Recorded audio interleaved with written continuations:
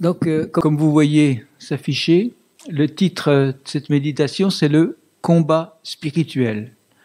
Ça tombe bien, on vient chanter le Dieu de l'impossible.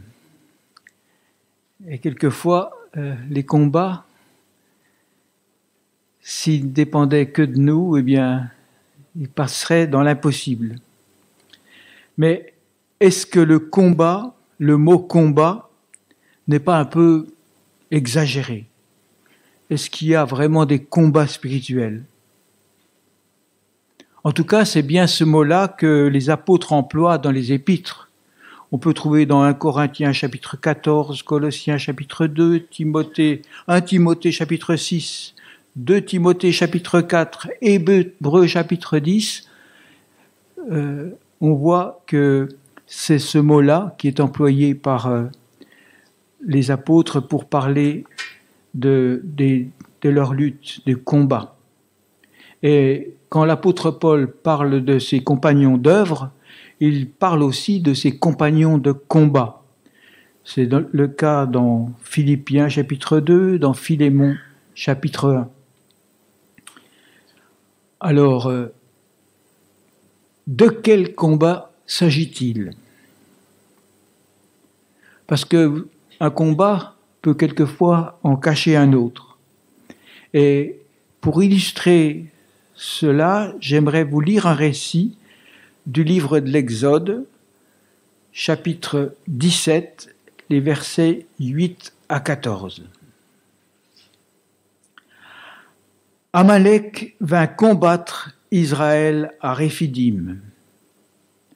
Alors Moïse dit à Josué, « Choisis-nous des hommes, sors et combat Amalek. Demain, je me tiendrai sur le sommet de la colline, la verge de Dieu dans ma main. » Josué fit ce que Moïse lui avait dit pour combattre Amalek. Et Moïse, Aaron et Hur montèrent au sommet de la colline. Lorsque Moïse élevait sa main, Israël était le plus fort. Et lorsqu'il baissait sa main, Amalek était le plus fort. Les mains de Moïse étant fatiguées, ils prirent une pierre qu'ils placèrent sous lui et il s'assit dessus. Aaron et Hur soutenaient ses mains, l'un d'un côté, l'autre de l'autre. Ses mains restèrent fermes jusqu'au coucher du soleil et Josué vainquit Amalek et son peuple au tranchant de l'épée. L'Éternel dit à Moïse, « Écris cela dans le livre et déclare à Josué que j'effacerai la mémoire d'Amalek de dessous les cieux. » On voit dans ce texte que Moïse a bien compris que la victoire, c'est Dieu qui va la remporter. Et c'est pour cela qu'il laisse le commandement du peuple à Josué et que lui, il monte sur la colline. Alors, il n'y monte pas pour regarder le combat d'un peu loin ou pour observer et définir une stratégie. Non, il monte sur la colline pour se tenir en présence de l'Éternel. C'est sûr que Dieu aurait pu exterminer Amalek en un instant sans même que les hommes combattent. Mais il veut un partenariat avec son peuple et surtout, il veut qu'Israël sache comment il doit remporter une victoire, comment il peut remporter une victoire.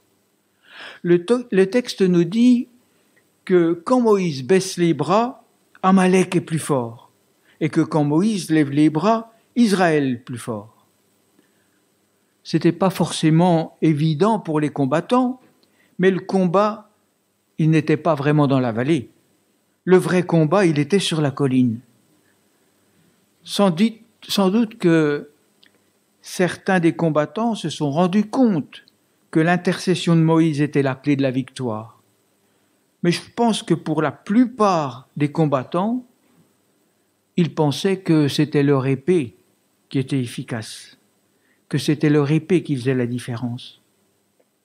En tout cas, sur la colline, les trois hommes sont organisés et en quelque sorte, on peut penser que c'est une chaîne de prières qu'ils font, parce qu'ils veillent à ce que jamais les bras de Moïse ne baissent. Vous savez, le récit fait quelques lignes dans nos Bibles, mais le combat n'a pas duré que quelques minutes. Il a duré jusqu'au coucher du soleil. Et si on sait qu'Amalek était plus fort quand Moïse baissait les bras, c'est parce que Moïse a baissé les bras.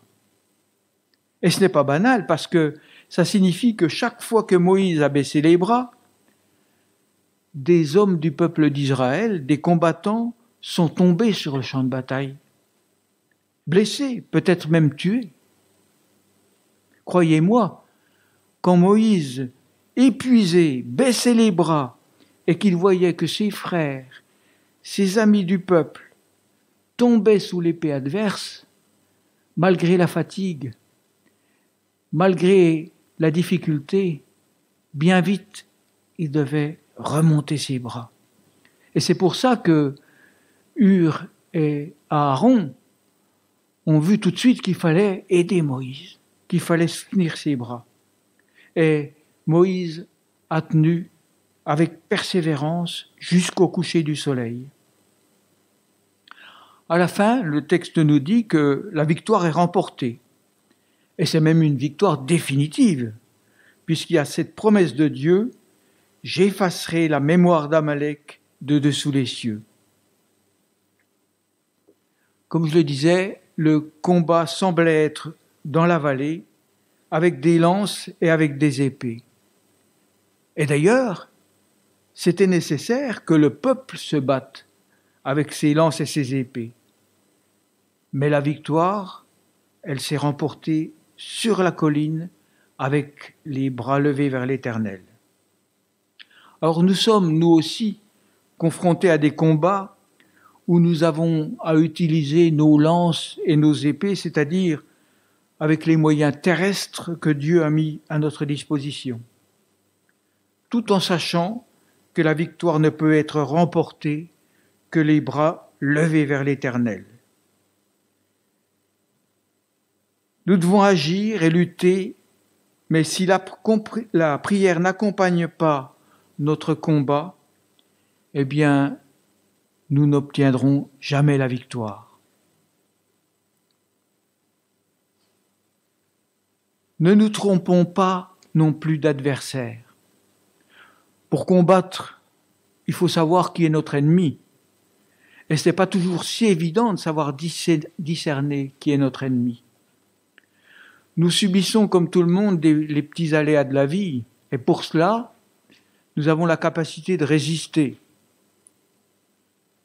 Nos globules blancs, par exemple, se chargent d'éliminer les microbes de passage.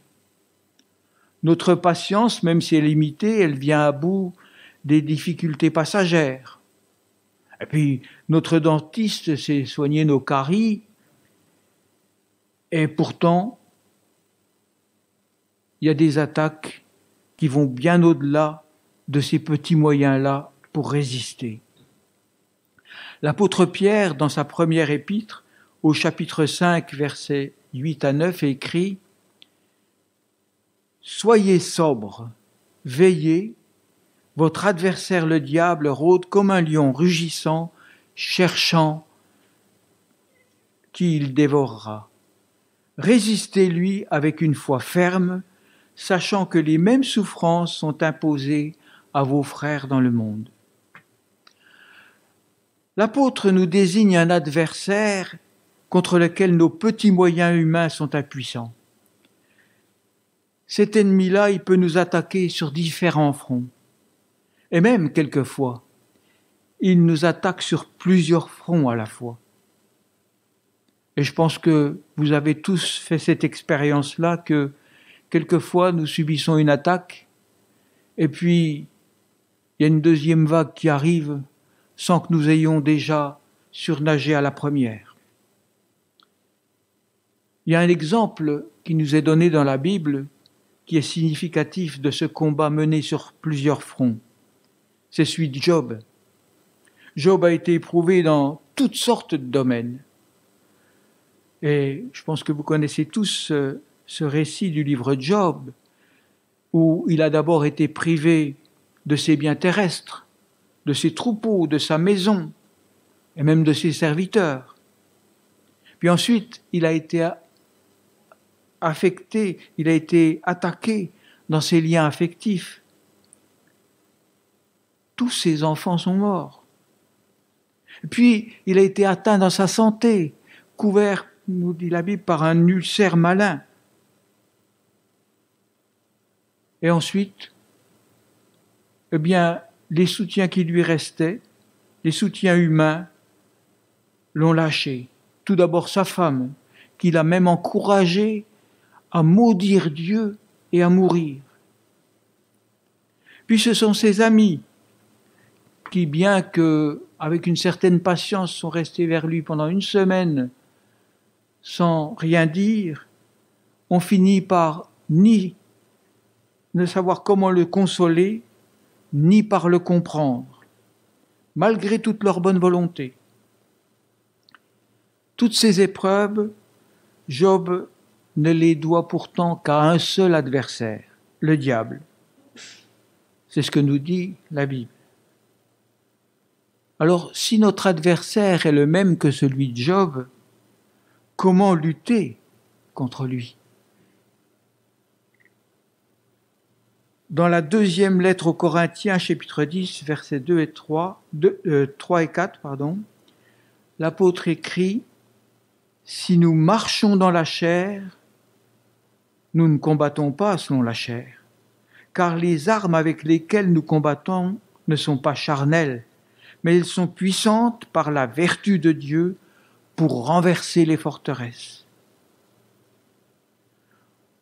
Nous marchons dans la chair, c'est-à-dire que nous sommes humains, nous sommes sur cette terre. Et si nous essayons, avec nos moyens humains, avec nos armes charnelles, de lutter contre les armes, contre les puissances spirituelles, eh bien nous allons tout droit à l'échec. Les armes de Dieu ne sont pas celles-là, elles ne sont pas des armes charnelles, elles ne sont pas humaines. Et quand c'est le diable qui nous attaque sur notre terrain en touchant nos biens, comme ce Job, nos sentiments, notre corps, bien que les conséquences soient charnelles, le combat est bien spirituel et notre défense doit être spirituelle. Nous devons avoir un recours spirituel. Paul écrit dans la lettre aux Éphésiens, chapitre 6, les versets 11 et 12, « Revêtez-vous de toutes les armes de Dieu, afin de pouvoir tenir ferme contre les ruses du diable, car nous n'avons pas à lutter contre la chair et le sang, mais contre les dominations, contre les autorités, contre les princes de ce monde de ténèbres, contre les esprits méchants dans les lieux célestes. » Si nos soutiens sont humains, eh bien, le diable pourra facilement les manipuler comme il l'a fait pour les soutiens de Job. Le seul soutien que le diable ne peut pas atteindre, c'est Dieu lui-même. Et dans le livre de Job, nous voyons que tant que Job essayait de se justifier, de dire qu'il ne méritait pas l'épreuve, il tournait en rond dans son malheur. Tant qu'il répliquait à ses amis en voulant démontrer que ce n'était pas une punition qu'il subissait et que ce qui lui arrivait n'était pas juste, il s'enfonçait dans le désespoir. Mais lorsqu'enfin il s'est tourné vers Dieu en reconnaissant qu'il était dépassé, qu'il ne comprenait pas et qu'il devait s'attendre à Dieu pour dépasser tout cela, et que contester avec Dieu n'était pas la solution, que l'épreuve pouvait lui apprendre quelque chose, alors tout a changé. Et on peut lire dans Job, chapitre 42, versets 1 à 3, « Job répondit à l'Éternel et dit, « Je reconnais que tu peux tout et que rien ne s'oppose à tes pensées. Quel est celui qui a la folie d'obscurcir mes desseins? Oui, j'ai parlé sans les comprendre de merveilles qui me dépassent et que je ne conçois pas. » lorsque Job comprend que le combat est spirituel et que le diable l'attaque pour contester la parole de Dieu, Job abandonne toute idée de justification, toute rébellion, et ainsi le diable n'a plus d'armes et il s'en va. Et il s'en va comme il s'est en allé dans ce qui nous est relaté dans l'évangile de Luc, chapitre 4, verset 13. Après avoir tenté Jésus dans le désert, il nous est dit, après l'avoir tenté de toutes ses manières, le diable s'éloigna de lui jusqu'à un moment favorable. Quand les combats que nous avons à mener sont des combats spirituels, nous ne pouvons les gagner qu'en nous remettant à des forces spirituelles. Le diable ne nous attaque pas parce que nous sommes importants à ses yeux. Il nous attaque parce que nous sommes précieux aux yeux de Dieu. En nous attaquant, son but est de lutter contre Dieu, pas de lutter contre nous. Il veut atteindre la création et détruire la créature de Dieu. Il veut annuler le plan de Dieu, le plan de rédemption que Dieu a prévu pour ses enfants. Pour nous atteindre, le diable peut utiliser des virus, il peut utiliser des humains, il peut utiliser des événements, mais quels que soient les moyens employés, l'ennemi est toujours le même. Et notre défenseur est toujours le même. Nous sommes tous dans le combat. Josué était l'épée à la main dans la vallée, mais Moïse, bien que sur la colline, hors d'atteinte apparemment d'Amalek, était complètement impliqué dans le combat. De même que c'étaient les mains de Moïse qui étaient levées, mais elles tenaient en l'air grâce à Aaron et à Hur qui les tenaient. Lorsqu'Aaron et Hur ont constaté la fatigue de Moïse, ils ont su le faire s'asseoir sur le rocher. Alors, dans l'Église, certains de nos frères et sœurs sont atteints dans leur corps, d'autres dans leur affectif, d'autres par des événements. Mais la victoire des uns et des autres dépend de la vigilance de tous. Le combat de ceux qui sont dans la vallée dépend des mains levées de ceux qui sont sur la colline. Est-ce que nous allons baisser les bras et laisser nos frères et sœurs seuls dans le combat?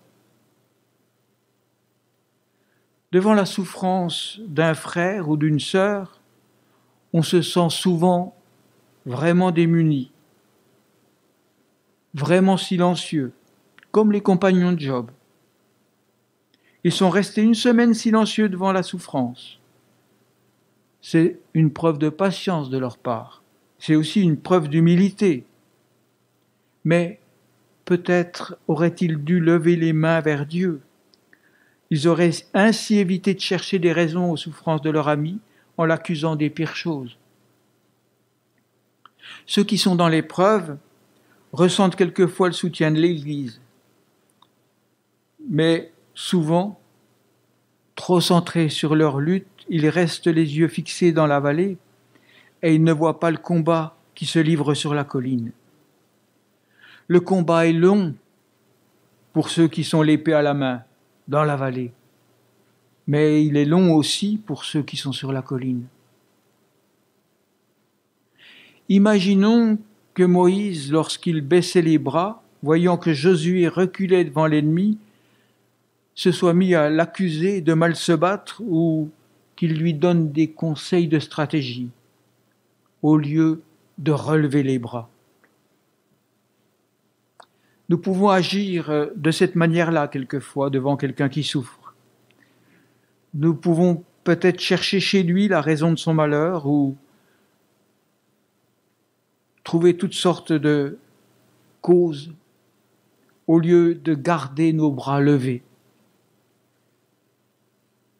Nous pouvons aussi quelquefois déplorer que tel ou tel responsable baisse les bras au lieu de savoir le soutenir et de suppléer à sa faiblesse et de l'aider à s'asseoir sur le rocher. Alors là aussi, entre parenthèses, inutile de se poser la question de quel rocher sur lequel nous devions être assis. L'Église, c'est tout un corps. Et le combat de l'un, c'est aussi le combat de l'autre. Et c'est le combat de tous. Nous ne sommes pas désarmés. La victoire se remporte sur la colline par la prière, mais les gens de la vallée ne sont pas désarmés. Et ce n'est pas en vain qu'ils sont armés. Ils doivent combattre. Même si le combat était sur la colline, il ne fallait pas pour tout autant que Josué baisse son épée. Paul nous décrit dans Éphésiens, chapitre 6, verset 13 et la suite, les armes que Dieu nous donne. C'est pourquoi prenez toutes les armes de Dieu afin de pouvoir résister dans le mauvais jour et tenir ferme après avoir tout surmonté. Tenez donc ferme, ayez à vos reins la vérité pour ceinture, revêtez la cuirasse de la justice, mettez pour chaussure à vos pieds le zèle que donne l'évangile de paix. Prenez par-dessus tout cela le bouclier de la foi avec lequel vous pouvez éteindre les traits enflammés du malin. Prenez aussi le casque du salut et l'épée de l'esprit qui est la parole de Dieu. Faites en tout temps, par l'esprit, toutes sortes de prières et de supplications. Veillez à cela avec une entière persévérance et priez pour tous les saints. On voit d'abord dans ce texte que Paul parle de mauvais jours parce qu'il n'exclut pas les mauvais jours. Il ne parle pas non plus de les écarter, les mauvais jours. Il parle de les surmonter. Et étonnamment, la première arme que Paul mentionne, ce n'est pas une arme offensive. Ce n'est pas une arme défensive non plus. Une ceinture. Je suis sûr que si on demande à un soldat quelle arme il privilégierait pour un combat, jamais il ne mentionnerait une ceinture. Vous savez, quand Zelensky est venu à Londres, à Paris et à Bruxelles, il n'a pas demandé des ceintures. D'un autre côté, il est vrai que si vous êtes obligé de tenir votre pantalon pendant le combat, c'est pas confortable. Mais toute blague mise à part, cette ceinture, c'est la vérité. Et comment s'approcher de Dieu et demander son aide dans le mensonge ou dans la demi-vérité? Il nous connaît mieux que nous nous connaissons nous-mêmes. Alors pour demander l'aide de Dieu, nous devons être vrais en face de lui. L'apôtre utilise pour la vérité l'image de la ceinture, et sans la vérité, sans la ceinture, notre épée, notre cuirasse, tout ça tombe. Rien ne tient. Et lorsque nous avons des soucis, des problèmes, eh bien nous devons les exposer avec vérité. La deuxième arme mentionnée, c'est une cuirasse. Et quelle cuirasse? La justice de Dieu. Ce n'est pas notre justice, mais la justice de Dieu est notre protection.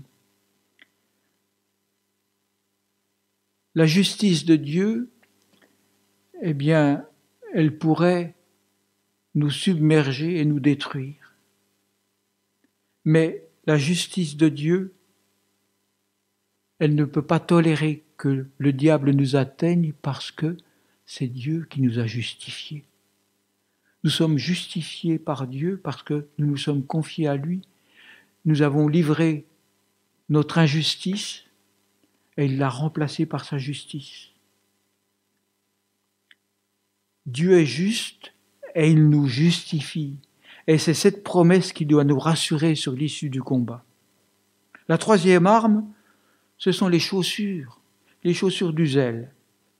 Notre appartenance au peuple de Dieu doit nous porter au partage de nos valeurs, à l'évangélisation, à la communion fraternelle. L'image des chaussures nous montre que nous ne devons pas être des chrétiens statiques. Nous devons aller de l'avant. Il y a une quatrième arme, c'est encore une arme défensive, le bouclier de la foi. La foi sans laquelle nous ne pouvons expérimenter ni le salut, ni l'espérance, ni aucune victoire. Tout repose sur les promesses de Dieu et notre confiance dans ses promesses. Et chaque fois que l'ennemi nous décoche des flèches, les flèches du doute, le doute de l'amour de Dieu, le doute du salut, le doute de notre place dans l'Église, nous devons brandir le bouclier de la foi non pas en ce que nous pouvons faire, mais la foi dans les promesses de Dieu.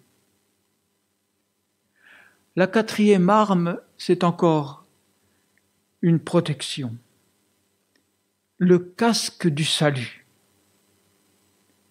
Le salut, c'est le sommet de notre espérance. C'est la protection suprême et essentielle que Dieu nous offre. Nous sommes sauvés. Et cela ne dépend pas de nous, c'est le don de Dieu. Ce casque du salut, nous ne pouvons pas le gagner, nous ne pouvons que l'accepter venant de Dieu.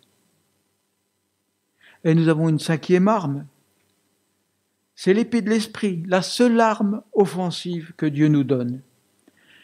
Et cette arme offensive, c'est pas notre franc-parler, c'est pas notre expérience, c'est pas ce que nous savons faire, ce ne sont pas nos paroles non plus qui peuvent toucher l'adversaire, mais c'est la parole de Dieu, donnée par son esprit. L'apôtre ajoute à toute cette liste la prière et les supplications en tout temps. Et là, nous revoyons l'image de Moïse, les bras levés. Si le diable nous attaque, ce n'est pas parce qu'il a de l'intérêt pour nous ou parce que nous sommes importants à ses yeux. Lorsque le diable nous attaque, c'est pour attaquer l'œuvre de Dieu. C'est pour cela qu'il s'ingénie à faire le contraire de ce que Dieu a construit. Par exemple, Dieu a créé le couple, homme-femme, le diable détruit les couples. Dieu a voulu la famille, le diable divise les familles. Le diable cherche à détourner aussi l'adoration que nous devons à Dieu, à la reporter sur des idoles charnelles ou même matérielles. Dieu veut nous éclairer, le diable veut nous amener dans les ténèbres. Dieu donne la vie, le diable répand la mort. Oui, le combat existe. C'est un combat spirituel de chaque jour, de chaque instant. Et le combat spirituel ne peut être remporté qu'avec Dieu. Dieu met à notre disposition des protections et des armes qui nous sont nécessaires. Mais la victoire, elle est déjà remportée. Elle a été remportée à la croix, qui a d'avance payé les fautes de ceux qui se confient en lui. Le prophète Ésaïe écrit dans le chapitre 53, versets 4 et 5, un résumé de tout cela. Il écrit « Pourtant, en vérité, c'est de nos maladies qu'il s'est chargé, et ce sont de nos souffrances qu'il a prises sur lui. Alors que nous pensions que Dieu l'avait puni, frappé et humilié, mais c'est pour nos péchés qu'il a été percé, c'est pour nos fautes qu'il a été brisé. Le châtiment qui nous donne la paix est retombé sur lui, et c'est par ses meurtrissures que nous sommes guéris. » Quel merveilleux message! Oui, notre espérance est de partager notre combat, et le combat de l'Église, et le combat de nos frères et sœurs est notre combat. Tout à l'heure, nous allons passer un petit film de Portes ouvertes qui nous rappelle aussi que des frères et des sœurs dans le monde mènent aussi de durs combats et que leurs combats sont aussi les nôtres. Mais auparavant, j'aimerais vous demander si vous, personnellement, vous avez besoin de la prière pour un sujet particulier, pour un combat particulier. Eh bien, de le dire, de l'exprimer, et l'Église priera pour vous. Alors, si vous voulez baisser vos têtes, et si vous voulez qu'on prie pour vous, pour un sujet particulier, eh bien, n'hésitez pas à lever vos mains. Oui, Seigneur notre Dieu, tu connais nos combats.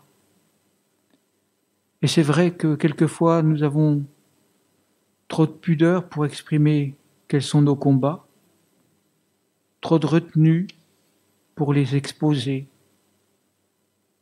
Ou quelquefois, c'est parce que nous nous croyons capables de résoudre nos problèmes par nous-mêmes.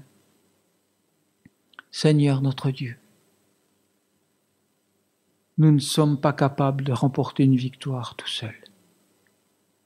Nous avons besoin des mains levées de toute l'Église. Nous avons besoin de ta grâce sur nous. Et nous savons aussi que ce n'est pas un homme qui peut porter tout cela. Mais nous savons que c'est toi qui as tout porté à la croix. Et c'est sur ce rocher que nous voulons nous appuyer ce matin. Et te dire, oui Seigneur, nous voulons nous reposer en toi. Et nous voulons lever nos mains, prier. Nous voulons brandir notre épée. Nous voulons mettre notre bouclier entre nos doutes et toi. Nous voulons nous revêtir de la cuirasse de la justice. Et nous voulons agir en vérité, avec le zèle que tu nous donnes. Oui Seigneur, glorifie-toi dans chacune de nos vies et au milieu de ton Église. Et tous ensemble, nous voulons agir pour ta gloire, pour l'avancement de ton règne, dans nos cœurs, dans l'Église, dans le monde. Au nom de Jésus. Amen.